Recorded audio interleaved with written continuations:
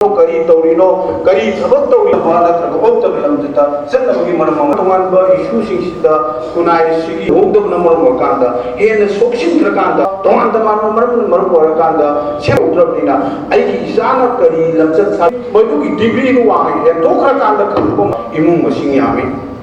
Banglo Mayam, Amalek, Masamasu, Karor Pati.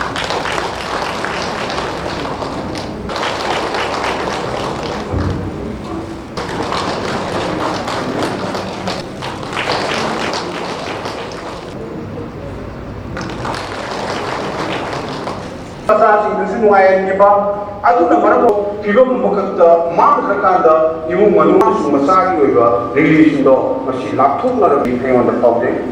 Ato na, ay ko'y kunay, ki leader mo na, na talaga civil society, ay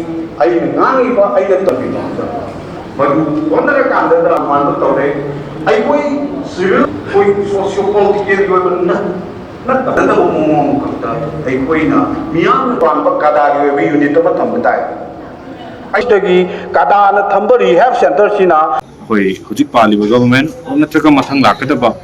popular government na or gusto masi review to ba machangi. Na traga di koi nupi sing fawda hujiki yu isu je kan na moi voter pa yu takui chang nupi sing ne hengel pa se masi koi manipur di asam apa ba kuda mamadu nati masi su koi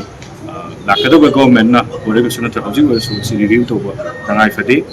aduna manipur da drug issue si thingna khana ba da CSOC the government ladiba lagi maya paibi nama maru in family sing lagi ho ko masi comprehensive eba approach ma chang kan si thingna ba hona hum tagadi manipur da koi ji mai kai kai adagi sapu pira kan manipur se